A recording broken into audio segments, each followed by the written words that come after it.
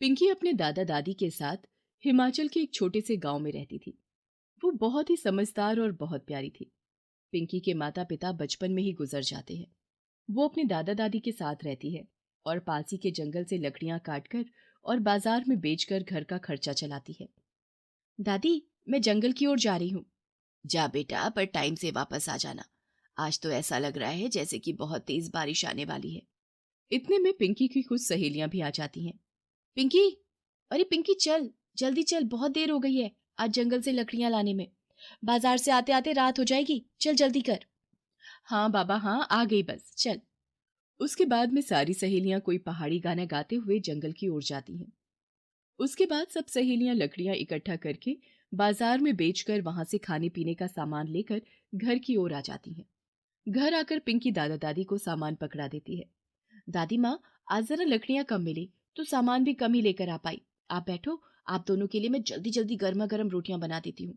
पिंकी ने दादा दादी को खाना खिलाया और अभी वो खाने ही बैठी थी कि पड़ोस की एक औरत आकर बोलती है।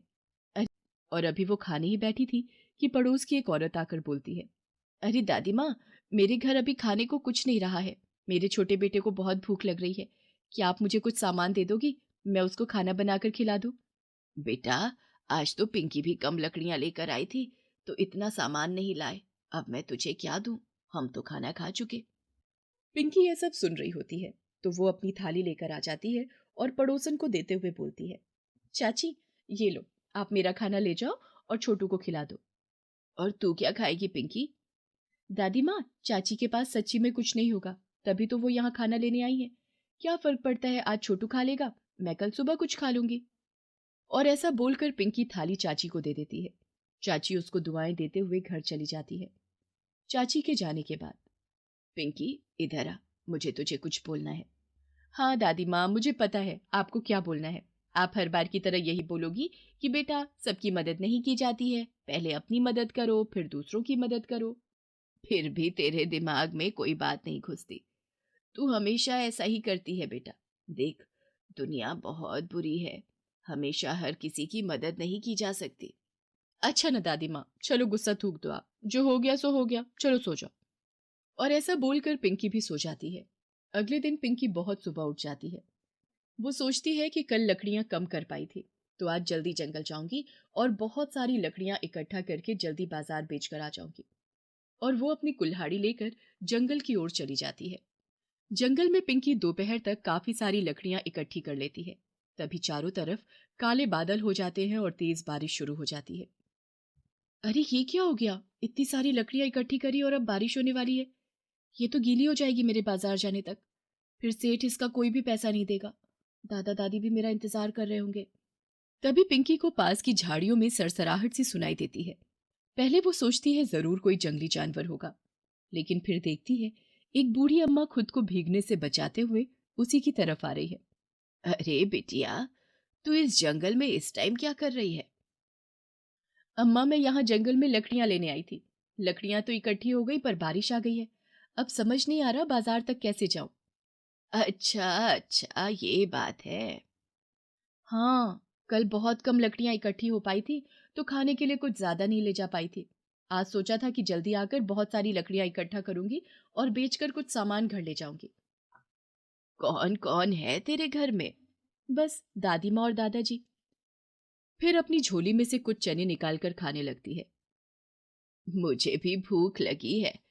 क्या बिटिया, कुछ चने तुम मुझे भी खाने को दे दोगी? अरे माफ करना बूढ़ी अम्मा, मुझे पूछना याद ही नहीं रहा। वो ऐसा है ना, रात को भी मैं खाना नहीं खा पाई थी और सुबह से लकड़ियां बिन रही थी।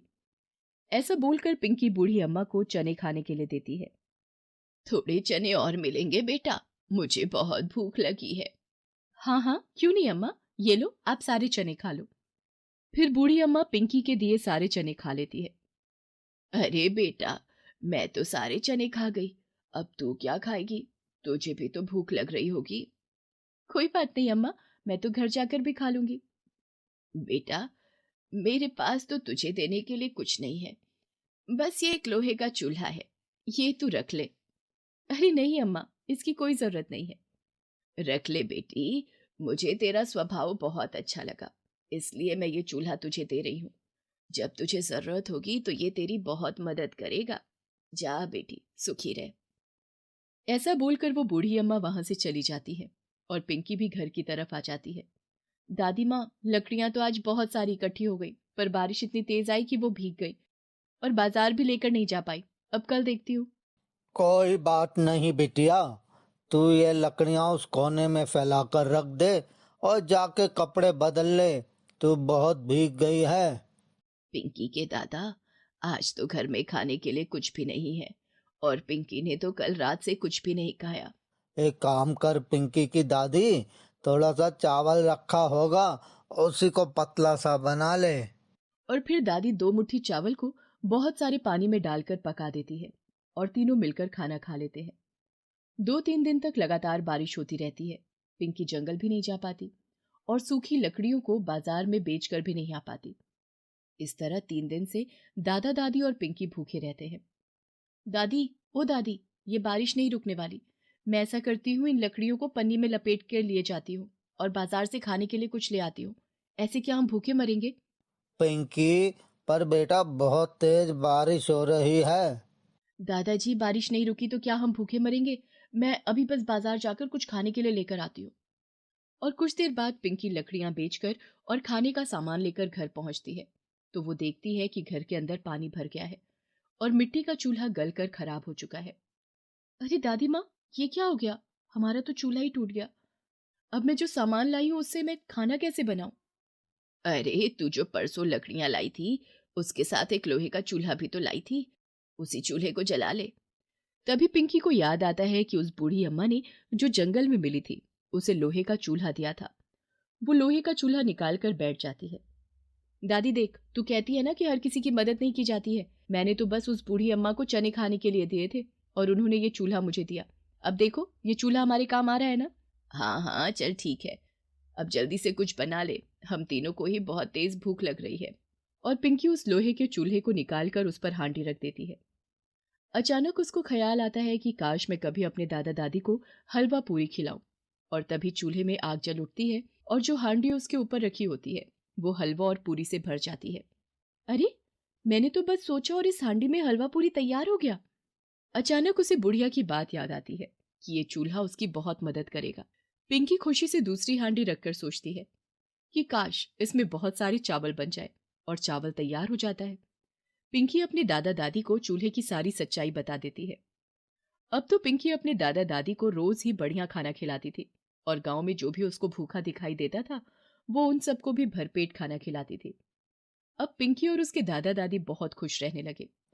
पिंकी बेटा, तू बहुत नेक दिल है, इसलिए भगवान ने तुझे उस बूढ़ी अम्मा के रूप में ये चूल्हा दिया है, जिससे तू हमारे साथ साथ गरीबों को भी खाना खिलाती है।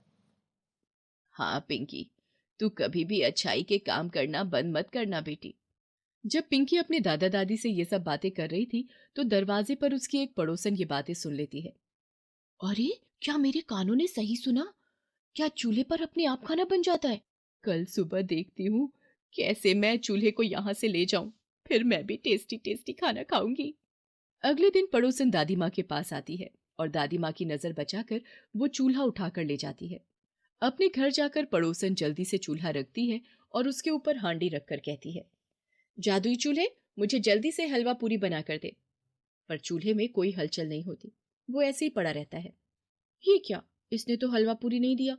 दोबारा बोलती हूँ, जादुई चूल्हे, मुझे जल्दी से हलवा पूरी बना कर दे। अरे ओ चूल्हे, चल जल्दी हलवा पूरी बना।